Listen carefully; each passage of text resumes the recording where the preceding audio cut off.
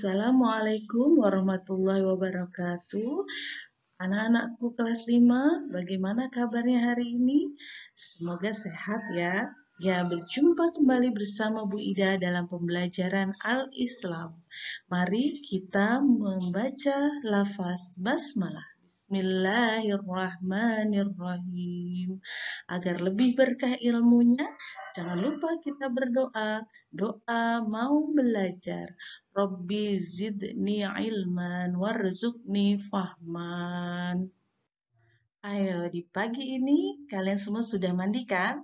Ya, insya Allah dengan mandi kita menjadi lebih sehat dan bersih. Nah, hari ini kita akan belajar tentang mandi wajib. Ya, pernah dengar kata mandi wajib? Sudah tahu? Kalau belum tahu, kita akan belajar mandi wajib. Dalam bahasa Arab disebut al-ghuslu, yang berarti membasuh badan atau mandi. Menurut istilah syara, mandi itu adalah meratakan air pada seluruh badan, dari ujung rambut sampai ujung jari kaki, disertai dengan niat dalam hati. Ya, niat dalam hati sudah cukup, ya. Perintah tentang mandi diatur dalam Quran Surat Al-Ma'idah ayat 6, yang artinya jika kamu junub atau berhadas besar maka mandilah.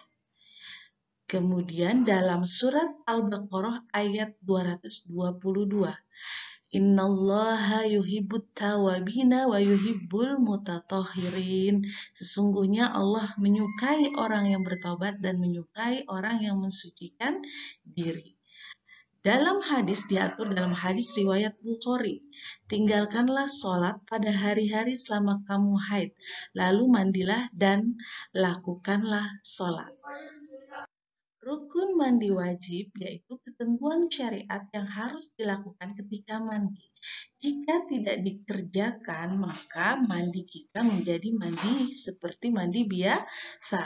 Tetapi ketika mandi wajib ada 2 rukun yang harus dikerjakan. Yang pertama adalah niat.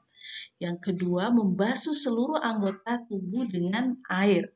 Tidak boleh ada satupun bagian dari anggota tubuh yang terlewat dari air. Ya. Tentang bacaan niat, tadi sudah dijelaskan, niat bisa hanya cukup dibaca dalam hati. Niat mandi wajib adalah nawaitul ghusla lirafil hadasil akbari fardhu lillahi ta'ala. Aku berniat mandi besar untuk menghilangkan hadas besar fardu karena Allah Ta'ala. Sunnah-sunnah mandi. Agar sempurna mandi kita, maka tidak cukup hanya dengan rukunnya saja yang kita kerjakan. Maka tambahlah dengan sunnahnya. Sunnah mandi adalah 1, membaca basmalah, membasuh tangan sebelum memulai mandi, berwudu dengan sempurna sebelum melakukan mandi, menggosok seluruh anggota tubuh yang terjamah oleh tangan seraya memperhatikan agar air benar-benar mencapai semua bagian tubuh yang tersembunyi, seperti ketiak, daun telinga kita, lipatan-lipatan pada perut, pusar, dan lain-lain. Selanjutnya membasuh seluruh anggota tubuh sebelum kering anggota tubuh lainnya. Mendahulukan membasuh bagian kanan dari anggota tubuh, membasuh dan menggosoknya badan sebanyak 3 kali. Khusus wanita, selesai mandi wajib disunahkan memakai wangi-wangian.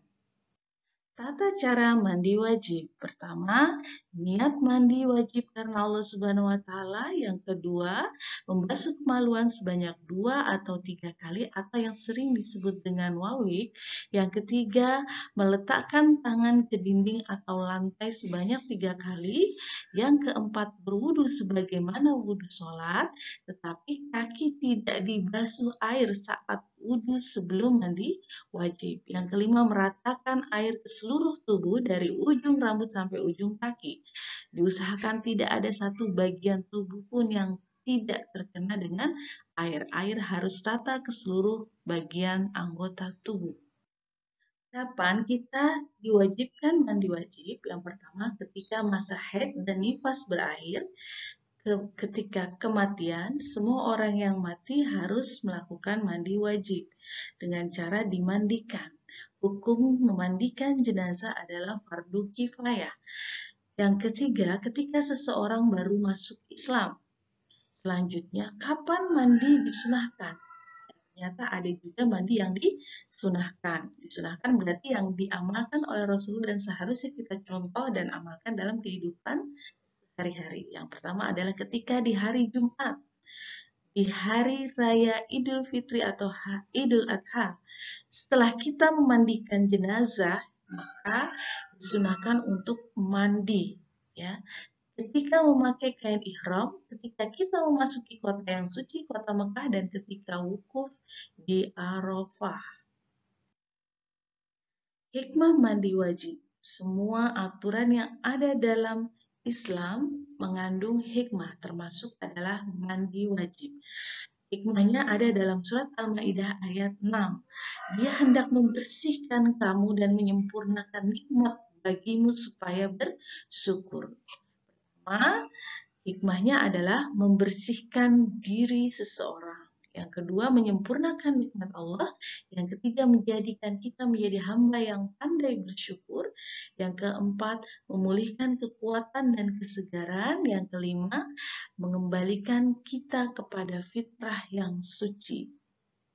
Jelas sekali bahwa agama kita, agama Islam, mengajarkan kita untuk menjaga kesucian lahir dan juga kesucian batin. Alhamdulillah, hari ini kita sudah belajar tentang mandi wajib. Mandi wajib menjadi sangat penting, khususnya bagi kalian yang sudah balik. Pelajari tata caranya, jangan sampai ketika kita masih dalam keadaan hadas besar atau junub, tetapi kita belum mandi wajib dan kita melaksanakan sholat, nanti sholat kita bisa menjadi tidak sah. Oke, sekian pembelajaran hari ini. Berjumpa kembali dengan Bu Ida dalam pembelajaran Al-Islam berikutnya. Ila liqa. Jazakumullah khairan kasir wa barakallahu fiik. Wassalamualaikum warahmatullahi wabarakatuh.